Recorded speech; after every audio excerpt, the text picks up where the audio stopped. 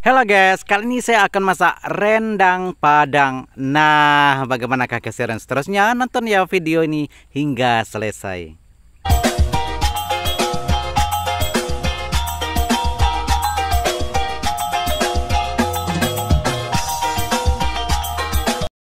Assalamualaikum warahmatullahi wabarakatuh. Jumpa lagi dengan saya Sahzali. Nah guys, kali ini saya akan masak rendang Padang. Nah, siapa yang tidak kenal ya dengan rendang Padang? Ini adalah daging yang saya sudah rebus ya. Sebelumnya saya sudah potong-potong dan pokoknya tinggal masak lagi deh. Nah gitulah ya.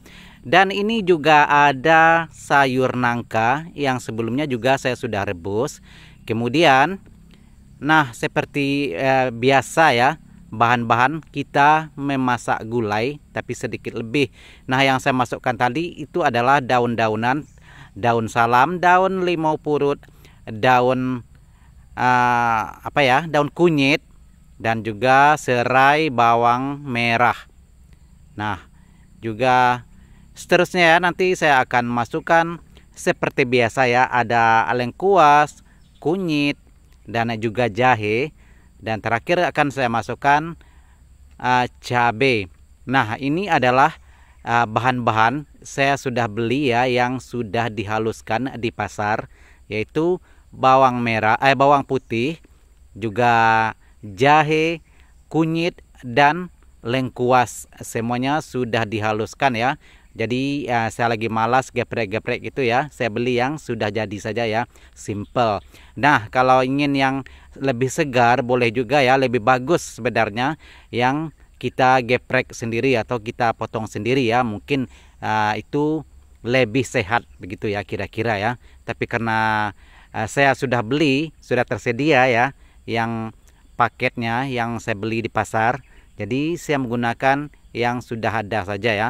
Oke, seterusnya saya akan masukkan cabai. Ukuran cabainya terserah ikut selera masing-masing ya. Dan kalau saya kasih cabainya kira-kira 2 sendok makan ya, karena saya masak juga tidak banyak. Oke, dan kalau ingin pedas, ingin lebih pedas ya, boleh kita masukkan cabai rawit. Nah itu ikut selera masing-masing juga ya, nanti terlalu pedas. Karena ini kita masak ya, nantinya kita akan keringkan menjadi rendang ya, kering-kering seperti itu ya. Dan rasa pedasnya semakin kuat. Oke, sekarang saya masukkan santan, dan ini adalah santan cair ya, yang sedikit kurang pekat begitu ya. Karena nantinya setelah kira-kira lebih dari separuh matang ya, saya akan masukkan santan yang kental, yang pekat. Oke, sekarang saya semua ratakan dulu ya, semua satukan dulu ya, saya aduk-aduk sebentar sehingga semua bahan-bahan sudah pun menyatu. Nantinya saya hidupkan api kompor dan kita akan mulai masukkan bahan-bahan lainnya.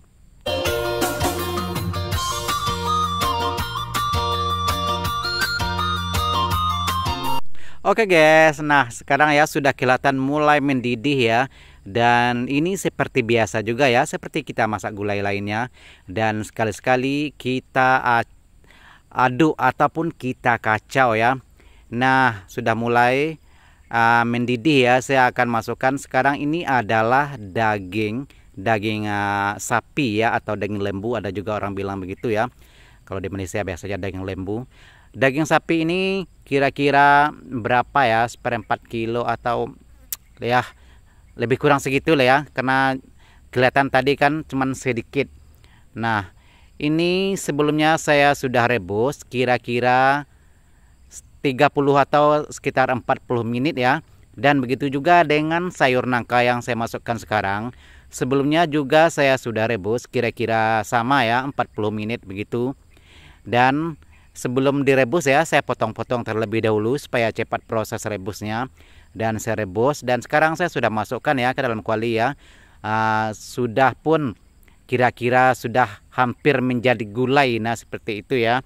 Karena nanti kalau sudah mendidih sekali lagi, semua bahan pun sudah pun bercampur ya, itu sudah boleh dibilang menjadi gulai.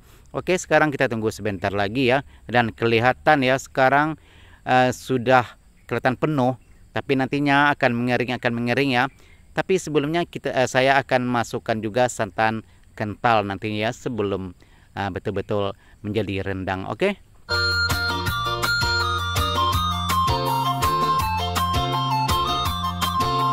Nah, mungkin ada juga yang protes ya, ada yang bilang begini ya, biasanya kawan saya masak rendang tidak begini. Nah, biasanya mak saya masak rendang tidak begini. Nah, itu ikut selera masing-masing ya. Ini adalah cara saya ya, dan biasanya saya sering memasak seperti ini. Boleh juga rendangnya dagingnya direbus terlebih dahulu, boleh juga tidak. Begitu juga dengan sayur nangka ya. Boleh kita rebus, boleh tidak, ikut selera masing-masing. Kalau ingin proses masaknya cepat ya seperti ini ya, kita rebus terlebih dahulu supaya proses masaknya lebih cepat. Oke. Nah, sementara ya, jangan biarkan kuah gulai kita sampai berbuih ataupun pecah minyak ya. Sekali-kali kita pun aduk ataupun kita kacau juga ya. Sekali-sekali kita kacau juga seperti ini. Nah, kira-kira nantinya sudah semakin mengering ya. Nah, nantinya barulah saya masukkan santan kental yang nantinya akan kita keringkan sampai di akhir video. Nah, nantinya nih setelah ini ya, saya akan masukkan sedikit perencah kari. Nah, perencah kari yang saya masukkan seperti di video saya sebelumnya juga ya. Ketika saya masak ayam, biasanya sering saya gunakan perencah kari ataupun perencah kari kambing. Biasanya di warung-warung ada dijual ya. Kalau yang saset yang ukuran kecil itu Rp1.000, dan yang ukuran yang lumayan gede ya, yang besar itu kalau tidak salah sekitar Rp5.000 ya harganya. Itu boleh dicari di warung-warung ataupun di biasanya yang jual bumbu-bumbu dapur ya, biasanya ada dijual seperti itu. Oke. Dan nantinya juga saya akan masukkan sedikit merica bubuk. Dan ini ya, boleh juga dikasih ketumbar karena saya tidak punya ketumbar di rumah. Jadi saya menggunakan bahan-bahan yang sudah ada saja ya. Saya tidak berusaha mencarinya. Oke.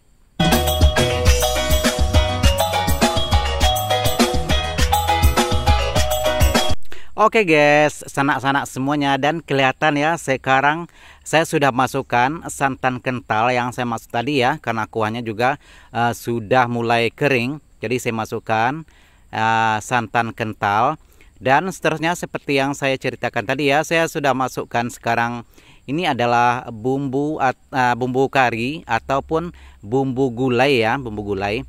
Biasanya ada juga dijual itu ya, bumbu kari kambing seperti itu ya, dan itu juga boleh digunakan ya untuk masakan-masakan daging seperti daging ini ya. Nah, ini adalah kelihatan ya setelah videonya saya jeda, dan kuahnya juga sudah semakin mengering, dan ini kelihatan sudah pun mulai kelihatan tekstur rendang seperti itu ya. Dan ini juga boleh dikeringkan, dan semakin dikeringkan dan akhirnya seperti rendang yang kita harapkan. Oke, dan ini adalah sangat-sangat simple ya, boleh dicoba di rumah ya bagi yang terinspirasi, karena semua bahan-bahan yang saya gunakan juga bahan-bahan yang mudah didapat. Oke, terima kasih ya bagi Anda yang sudah bergabung. Nah, jika Anda suka dengan video saya, suka dengan channel saya, mohon dukungnya ya.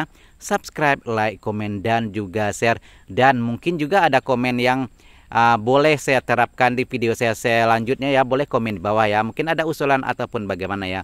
Sekali lagi terima kasih. Assalamualaikum warahmatullahi wabarakatuh.